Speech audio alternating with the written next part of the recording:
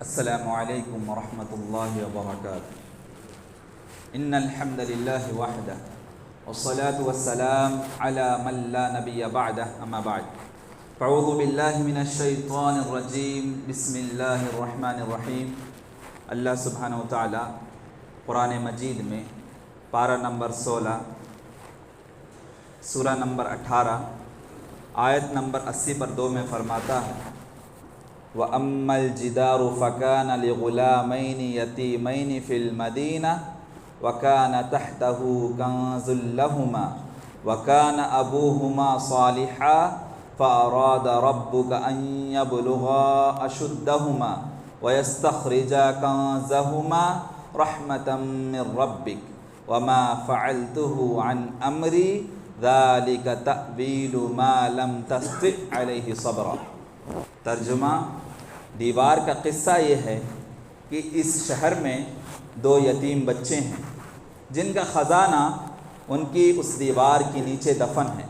ان کا باپ بڑا نیک شخص تھا، تو تیرے رب کی چاہت تھی کہ دونوں یتیم اپنی جوانی کی عمر میں آ کر اپنا یہ خزانہ تیرے رب کی مہربانی اور رحمت سے نکال لیں۔ میں نے اپنی رائے سے کوئی کام نہیں کیا، یہ تھی اصل حقیقت ان واقعات کی جن پر آپ سے صبر نہ ہو سکا۔ محترم حاضرین، یہ جواب ہے اس سوال کا۔ اسی سورہ میں آیت نمبر 77 میں اس کے بارے میں ہے کہ موسیٰ اور خضر علیہ السلام کا واقعہ۔ موسیٰ اور خضر علیہ السلام کا واقعہ ہے۔ قصہ یہ ہے کہ دونوں جا رہے تھے، ایک دیوار پائی جو گرنے ہی والی تھی۔ دیوار گرنے ہی جا رہی تھی تو حضرت خضر علیہ السلام نے اس دیوار کو ہاتھ لگایا اور اللہ کے حکم سے وہ معجزانہ طور پر سیدھی ہو گئی۔ سبحان اللہ۔ اب دیوار کا قصہ یہ ہے کہ شہر میں 2 یتیم بچے تھے۔ شہر میں 2 یتیم بچے تھے جن کے والدین بہت نیک تھے۔ انہوں نے اس دیوار کے نیچے بچوں کے لیے خزانہ چھوڑ رکھا تھا، خزانہ دفن کر کے چلے گئے تھے۔ دیوار کے نیچے خزانہ دفن کیا تھا، اللہ کی رضامندی اس میں تھی۔ یہ دونوں یتیم بچے بڑے ہو کر اپنا یہ خزانہ اللہ کی رحمت اور مہربانی سے نکال لیں۔ اس قصے سے ہمیں 2 عبرت حاصل ہوتی ہیں۔ پہلی عبرت یہ ہے کہ ہماری نیکی کا فائدہ ہمارے بچوں میں منتقل ہوتا ہے۔ ہمارے نیکی کا مسلسل فائدہ ہمارے بچوں میں منتقل ہوتا ہے۔ ہم نیک رہیں گے تو ہمارے بچے بھی نیک بنیں گے۔ کیوں؟ ہم اپنے بچوں کے لیے رول ماڈل ہوتے ہیں۔ ہم جو کرتے ہیں ہمارے بچے وہی کرتے ہیں۔ آپ فجر کی نماز میں اٹھے ہیں، آپ کے بچے بھی آپ کے ساتھ اٹھیں گے، آپ کے فیملی ممبرز بھی آپ کے ساتھ اٹھیں گے۔ اگرچہ آپ فجر کی نماز میں سوتے رہیں، پوری فیملی ممبر سوتی رہے۔ آپ گنہگار رہیں گے، آپ کے اولاد بھی گنہگار رہیں گے۔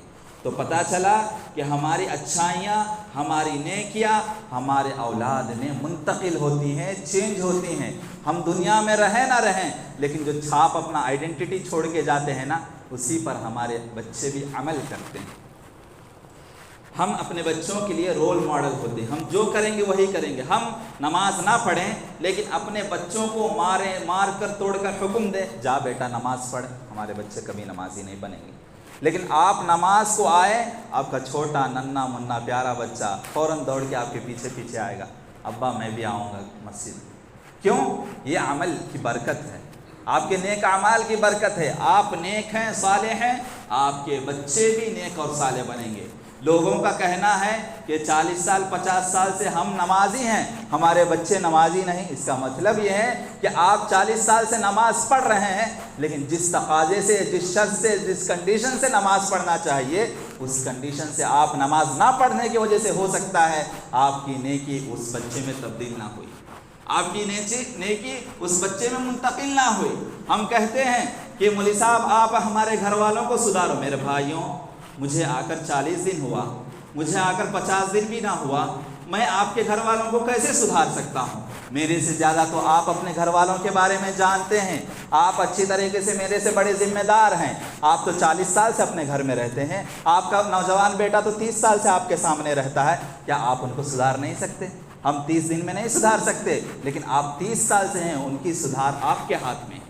آپ نیک ہیں تو آپ کی نیکی آپ کے اولاد میں منتقل ہونا چاہیے، اس کا اثر، اس کا چھاپ، آئیڈینٹی آپ کے اولاد میں نظر آنا چاہیے۔ اگر نظر نہیں آ رہا ہے تو کہیں نہ کہیں یہ نیکی میں کوتاہی ہے، کہیں نہ کہیں ہمارا جو فرض ہے دعوت کا وہ ہم اپنے گھر میں نہیں کر رہے ہیں۔ ہم دوسروں کے اوپر نکتہ چینی کرتے ہیں، دوسروں کے بارے میں چغلی کرتے ہیں کہ فلاں ایسا ہے، فلاں بے نمازی ہے، فلاں نماز نہیں پڑھتا، لیکن کبھی اپنے گھر کو جھانک کر نہیں دیکھا، کبھی اپنے اولاد میں اپنی نیکی ہم تو آ جاتے ہیں نماز کے لیے، لیکن ہماری اولاد نماز نہیں پڑھتی، کیوں نہیں پڑھتی کبھی نہیں سوچا؟ کیوں نہیں؟ دنیاوی معاملات میں ہماری اولاد غلطی کر دیں تو فوراً ٹوک دیتے ہیں، مارنے پر تیار ہو جاتے ہیں، طعنہ زنی اور اسی طریقے سے شکوہ سب کچھ کرتے ہیں، لیکن دین کے معاملے میں ہم نمازی ہیں، ہمارے بچے نمازی نہیں، ہم نیک ہیں، ہمارے بچے دیندار نہیں، اس کے بارے میں ہم نہیں سوچتے۔ اور دوسری عبرت جو ہمیں حاصل ہوتی ہے وہ یہ کہ والدین کے مر جانے کے بعد بھی اگرچہ والدین نیک صالح ہوتے ہیں تو اللہ تعالیٰ ان کی فیملی ممبرس میں وہ برکت کو باقی رکھتا ہے، اس رحمت کو باقی رکھتا ہے۔ جس طریقے سے والدین نیک صالح تھے، ان پر اللہ کی برکت، اللہ کی رحمت نازل ہوتی تھی، وہ تو گزر گئے، لیکن ان کے اولاد پہ، نیک اولاد پہ بھی اس کی اثر باقی رہتی ہے۔ آپ صالح ہیں، آپ دیندار ہیں، لیکن اس کی فکر کرنے کی ضرورت نہیں کہ میرے بچوں کا فیوچر کیا ہوگا۔ کیوں؟ آپ دیندار بنا کے چلے گئے، نو ٹینشن، اللہ اس کا ذمہ دار ہے۔ جس طریقے سے یہاں پہ وَكَانَ أَبُوهُمَا صَالِحًا، ان دونوں یتیم بچے کے والدین کیا تھے؟ ان کے سرپرست کیا تھے؟ نیک تھے، اس لیے انہوں نے خزانہ چھپا کر گیا تھا تو اللہ تعالیٰ نے اس کی حفاظت کی۔ آپ بھی دیندار رہیں گے، آپ بھی نیک اور صالح رہیں گے اور اپنے بچوں کی آخرت کی فکر کریں گے تو اللہ سبحانہ و تعالیٰ آپ کے بچوں کو کبھی ضائع نہیں کرے گا۔